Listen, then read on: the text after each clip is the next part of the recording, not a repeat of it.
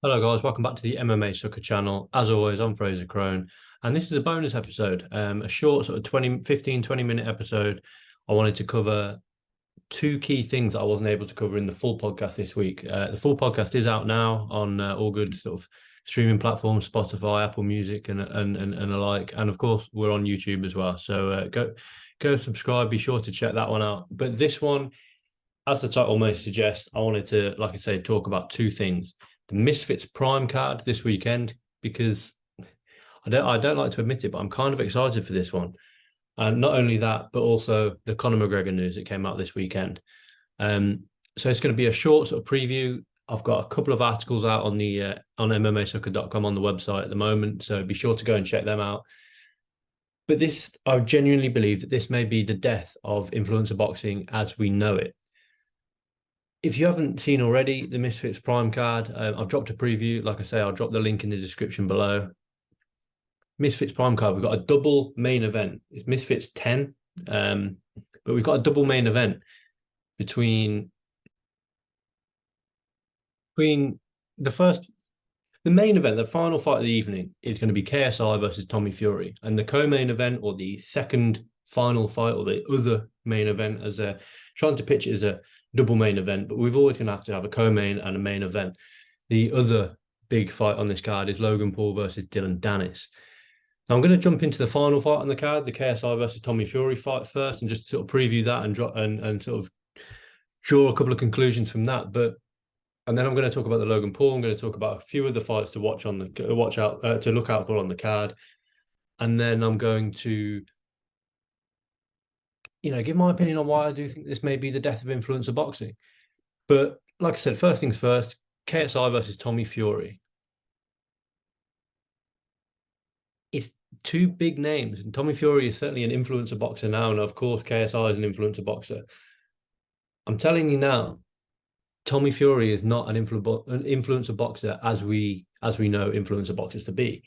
He's a legitimate boxer who's transferred into the influencer world. He beat Jake Paul pretty easily in their fight the last time he fought. Yes, he got dropped in that. I think it was the final round. It was the second to last round, but he was cruising that fight. He knows how to use a jab. He knows ring generalship. He's got pretty heavy hands despite what his record may show. He's quick. He's intelligent inside a boxing ring, and he knows how to fight. It comes with that Fury name, and I know everyone's going to be drawing comparisons to Tyson Fury and with John Fury constantly there in his ear, in his corner, beside him, by his side, every single press conference, every single media outlet, big John Fury's there. And I think that, just touching on that, I think that's a good element for Tommy, because he's not the best sort of trash talker, he's not the best talker in the world. To have John Fury there to sort of make up for where Tommy lacks in the promotional side is certainly good. But he is a professional boxer who is fighting non-professional boxers. I don't think Tommy Fury would win, an English title. I don't think he's a good professional boxer, but he's a professional boxer and a guy who's been boxing since he was sort of, could hold his hands up. KSI, on the other hand, isn't. We saw him have that ridiculous fight with Logan Paul back in the day, where they were just swinging at each other, and then the rematch where they were just kind of swinging at each other. And so far throughout his career, I'm going to keep on looking over here because this is where my second screen is at the moment. But KSI, he's had a few boxing fights. Since the sort of birth of Misfits, he's fought two people in one night. One of them being Swarms, a rapper, an influencer boxer, who's also competing on this card against, I think, Ryan Taylor, in a rematch. But he fought Swarms, knocked him out in the second round. We're claiming it as a knockout. Swarms didn't want to be in there. He then also fought Lucas Alcaraz Pineda, professional boxer by trade, who's now an influencer boxer, who's also competing on this card in a tag team boxing match. So that kind of tells you all you need to know about the professional boxer that is Pineda. He then fought a guy called FaZe Temper, who on paper had some sort of mixed martial arts skills, but was knocked out in the first round. And again, all these people just seem like they're overawed by the moment. And then he fought Joe Fournier and knocked him out with an elbow. Let's be honest, he knocked him out with an elbow. So what do we actually know about KSI's boxing ability? He's got heavy hands. You know, he can knock people out. With that being said, he doesn't fight like a boxer. He fights like a karate guy. He's got the in and out style of a karate sort of guy. He trains at London Shoot Fighters alongside people, you know, like Michael Venom Page from the world of mixed martial arts, who is a karate guy. He's got that in and out style with his hands down by his sides, and that's exactly how KSI fights. And he's been able to get away with it at the moment by facing guys like Swarms, FaZe Temper, Joe Fournier. But when he fights a guy like Tommy Fury, who can set stuff up, unlike these other guys, Joe Fournier, you know, on paper, he's a professional boxer. He simply put, he wasn't a professional boxer. You know, he was a guy who'd had a couple of boxing fights. He was a white collar guy, really. He provided nothing to KSI. But with that being said, you know, Tommy Fury is a legitimate professional boxer who will punish KSI for the mistakes that he makes. He can't wing in these big, heavy, well, I say heavy, big looping hooks, big looping overhand to KSI, because to Tommy Fury, because Tommy Fury will read that early, get in there with a jab and offset him. In my opinion, this is not going to be a close fight at all, and it's Tommy Fury's fight wherever he wants it. Well, for me, Tommy Fury has to box clever, because he doesn't want to be on the end of an internet meme, as it were, for being knocked out by KSI. But with that being said, he can determine how the fight goes, as long as he doesn't stay in the mid range with KSI, where he can land these big looping overhands and big looping hooks. I think he'll be fine. You know, he can dictate the fight from the outside with a jab. Tommy Fury's jab isn't particularly great, but to get past someone with the ability of KSI, I think it's just fine. He can fight on the inside if he wants to, try and wear KSI out so that in and out movement isn't as effective. And you can probably hurt him because he's a lot bigger than KSI, Tommy Fury. So it might be a bit of a spoiler, but I'm picking Tommy Fury by I'm going to pick Tommy Fury by decision. I think KSI's heart's going to get him through it, but I do see maybe KSI having to get himself up off the canvas. I also see KSI at least once or maybe even twice falling over, you know, almost falling out the ring in this one. I know I'm making very specific predictions, and I don't, you know, I do see this happening. His in and out movement, Tommy may fight the first round or two on the back foot, you know, back against the ropes kind of thing. Look to counter KSI when he jumps in with these shots. And if Tommy, who does, you know, we have seen against Jake Paul, he does have reasonable footwork. If he can move out of the way and sort of catch KSI with an overhand himself, or a hook or an uppercut, or, you know, I can see JJ overcommitting and almost falling out of the ring. So I am picking Tommy Fury by unanimous decision. I think he does win this one, and I think he wins it pretty handily. Going on to the second main event, the co-main event, whatever you want to call it, Logan Paul versus Dillon Danis. These two guys, mainly Danis, really, whatever you think of his promotional sort of methods, have promoted their fight more than KSI and Tommy Fury have tenfold. You know, there have been lawsuits, there's been constant barrage from Danis on Twitter, sort of taking aim at the past of Logan Paul's fiance Nina Agal or Adgal. I'm not too sure what her name is, but this is Dillon Danis trying to get in the head of Logan Paul, trying to get him emotional, trying to get him to go in there and commit, and you know, and cause him to be reckless in there. Logan Paul, despite all his flaws, is a very smart man. He's a very good businessman, you know, alongside people like KSI, and he's probably got the right people around him to keep him grounded, to keep him leveled, and to say, look, you know, it's more embarrassing for you getting knocked out than it is for you to go in there and really put on a statement.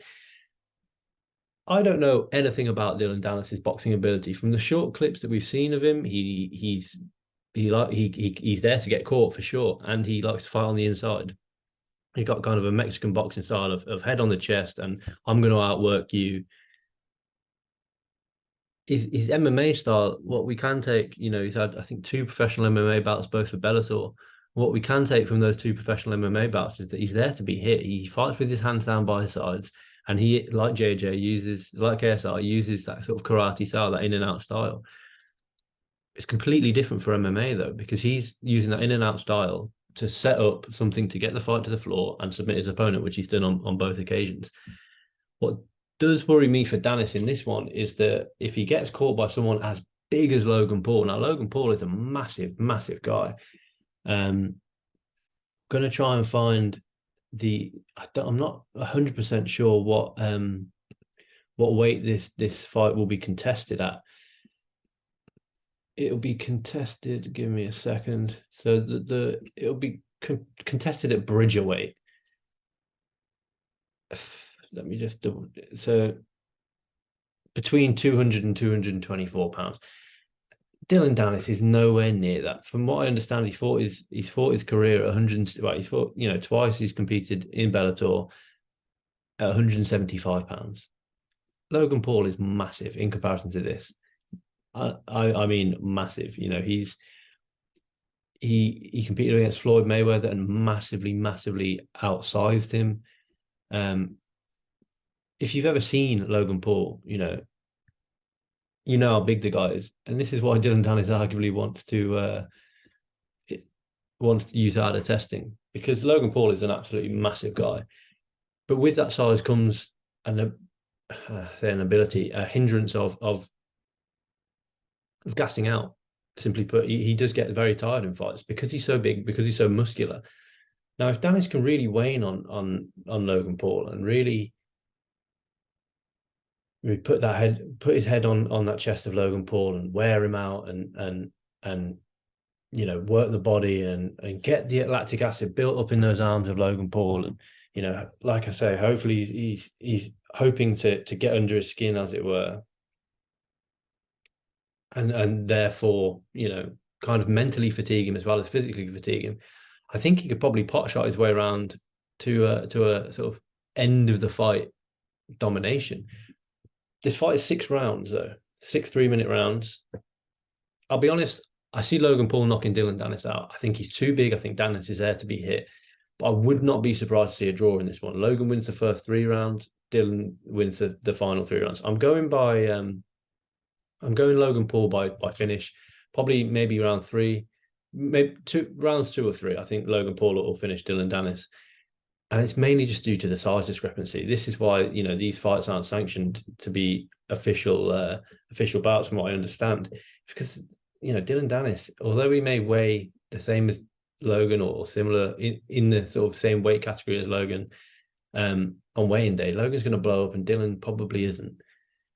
The other fights on the card for me to sort of suggest that you look out for, Slim versus Salt Papi, I think is going to be quite a skillfully contested fight. I do think that one will be quite an entertaining fight. These two guys are recognizable names in the sort of influencer boxing scene. People have wanted them to fight for the longest time, and finally it's signed. King Kenny versus Anthony Taylor. Anthony Taylor, obviously, as we know, is a recognizable name in the world of MMA back in the day, and now he's just made a name through influencer boxing. And King Kenny looked really good when he battered Whindersson Nunes in that Kingpin semi-final. Would have loved to see King Kenny versus a Nissan Gibb, but that never obviously came to fruition with the sort of capitulation, as it were, of Kingpin. You've got one female fight on this card, Alexia Grace versus the Misfits flyweight champion Astrid Wett. These two women, I don't know anything about Alexia Grace. I know that Astrid Wett isn't a very good boxer at all. These two women were set to fight, but Alexia Grace threw Astrid Wett through a table just before the fight itself went ahead. That's all I really have to say on that. I'm dropping, so I've got a preview on MMAsucker.com at the moment, so I'll drop that in the link below. But I'm also dropping a picks and predictions a piece. It'll probably be out by the time that this podcast comes out. So head over to MMAsucker.com to check that one out, because it was a fun one to write, actually. But the reason I think that this whole card may sort of be the end of influencer boxing. What do you do if Tommy Fury wins? and Dillon Danis wins. These two guys aren't influencer boxers. What do you do with KSI? Because KSI has then got a loss on his hands to someone that Jake Paul's also lost to. Now, we all know that KSI and Jake Paul are destined to fight. It's trending towards being a little bit like Floyd Mayweather and Manny Pacquiao, where they'll fight way past the sort of time that they should have. But if Logan Paul loses to Dillon Danis, he'll never live it down. Logan Paul doesn't go on to do anything else in the world of influencer boxing after that. If Tommy Fury beats KSI, it's, well, yeah, the boxer beat the influencer boxer. It's nothing really surprising. And I think, you know, if that does come to fruition, which, you know, I'm not predicting that it does. I think Tommy Fury wins, but I also think Logan Paul wins. Do those two guys then fight? Who knows? But I think the only way that this can really catch fire, as it were, if KSI and Logan Paul were to both lose, is if KSI then goes on to fight Jake Paul. You know, we both lost to Tommy Fury.